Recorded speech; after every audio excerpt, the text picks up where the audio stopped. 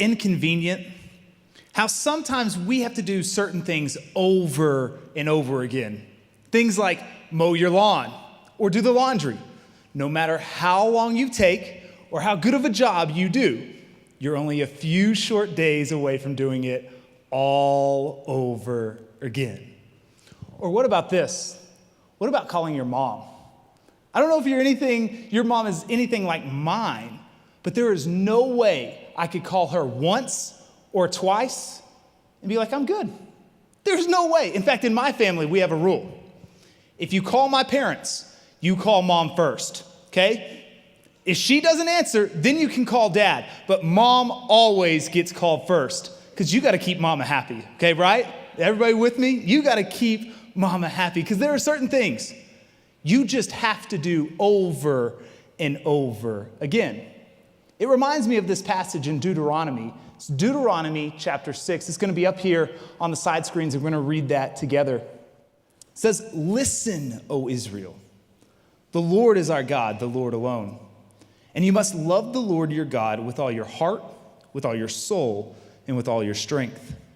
And you must commit yourselves wholeheartedly to these commands that I'm giving you today. Repeat them again and again to your children. Talk about them when you're at home and when you're on the road, when you're going to bed and when you're getting up. Tie them to your hands and wear them on your forehead as reminders. Write them on the doorpost of your house and on your gates." I want us to look at verse 7. It says, repeat them again and again to your children. It's the idea that we need to demonstrate what it looks like to serve others and obey God time and time again. So we need to serve others. But not only that, we need to bring our kids with us when we serve others. And then, when we serve others, we need to explain to them why we did it, where our kids can hear it. Because it can't just be a one-time thing. It has to be done over and over again. And what is this thing that this passage is talking about that we should be repeating? He says, repeat these commands. So what is that command? It's safe to say that you could sum up the commands in this. This is what Jesus said. The commands are love your neighbor as yourself. So we need to be teaching our kids what it looks like to love others as themselves. But there's this principle, especially in marketing. It's called the 20 principle. It's the idea that you and I, we have to hear something 20 times before we're ready to do anything with it. It's why you hear the same commercial over and over again until you hate it, okay? They do it on purpose because they realize that the first couple times you hear something, you're not ready to do anything. So they have to do it again and again. And I want you to see that it works. I bet you it already works with you and you don't know it. I'm going to show you just a few images here on the screen. And I want you to raise your hand if you know what company this spokesperson represents. So here we go. First one. Raise your hand if you know what company this represents. Okay, shout it out. What company? Dr. Pepper. Now that one's easier because Dr. Pepper is all over that image. It gets a little harder, okay? Next one. Who does this represent? Geico, exactly. All right, last one. What image? Progressive. This is Flo, right? Everybody knows Flo. She's all over the TV. It's because they repeat these things again and again and again. But this got me thinking. If I need to repeat something over and over again, how likely are my kids, how likely are they to know what it looks like to serve others if they're watching my life? Am I repeating that over and over again? Because it takes a while to move them to action. Because I want to be a part of living this Shema lifestyle, this lifestyle where I listen to God and obey. But it has to be done again and again. Now, some of you are going, what? What? Shema. Shema, if you haven't been here for the past couple of weeks, It's this idea, and it's really, really important. It's central in the Jewish faith.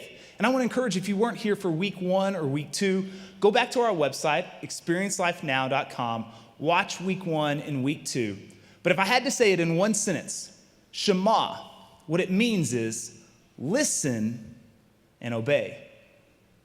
That you and I, we should listen to God, and then we should obey what he's asking us to do.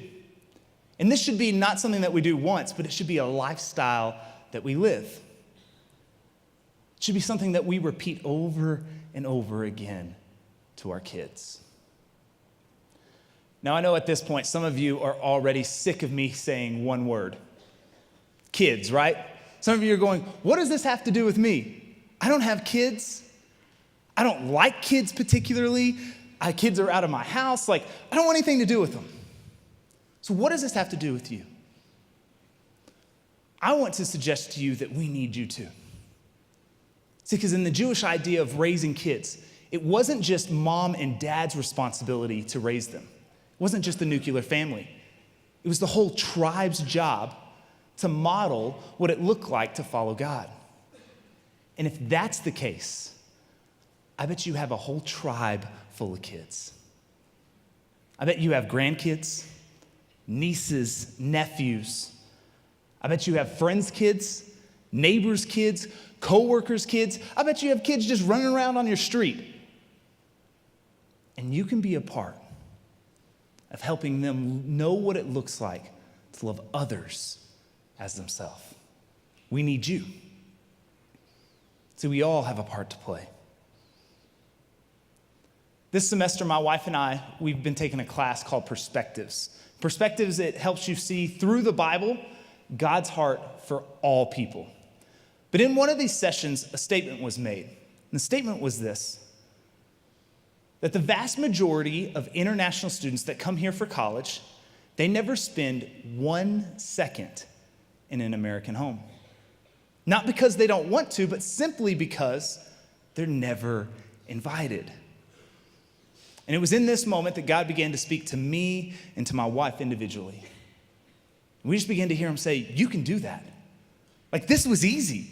We have a home. We can bring someone in. That is not that hard. And so we wanted to be faithful. So a few weeks ago, we met this couple from Bangladesh. And they have a little girl that's right around the age of our little girl. So we invited them into our house and we cooked for them. We laughed a lot. We asked lots of questions. It was an incredible, incredible night. We even talked about prayer and how it was important to both of us. But in the midst of this was our daughter. See, our daughter is really young. She's 11 months old. And so it was a possibility that we just had a babysitter. It probably would have been easier. She probably wouldn't have been around everything and crawling into everything. But we wanted her to be right in the middle of it, because we wanted to model this lifestyle for her. See, she doesn't understand what we're saying or really what we're doing yet, but there will come a day where she does. And I want to make sure on that day that that's not the first time she's seen what it looks like to love others. I want to make sure I'm repeating this again and again and again to her, so that there comes a day where she not only understands, but she joins us. So what do we do? What do we do with this? I think it starts with loving others as ourselves, and specifically doing that as a family or as a tribe. So here's my challenge for you this week. I want to challenge you to go out as a family or as a tribe and serve someone this week. And then when you serve them, explain to them why you did it. Explain to them that you just wanted to show your kids, you wanted to show God's love to them. And whenever you explain it to them, make sure your kids hear it so that you can begin to train them in what this looks like. It doesn't have to be drastic. It could be something as easy as going to Walmart, going to the cashier and sharing a Bible verse with them, with your kids with you. It could be something as simple as prayer walking your neighborhood and looking for someone to pray with. Or maybe it's raking leaves in your neighbor's yard and asking your kids to join you. Or maybe it's as simple as having your kids help you wash the dishes as a way to serve their mom. See, I don't know what it is that God is telling you to do, but I know we need to listen and obey. I need to listen and obey. Because the only way our kids will be trained up and know what it looks like to follow God is if we do it over and over again.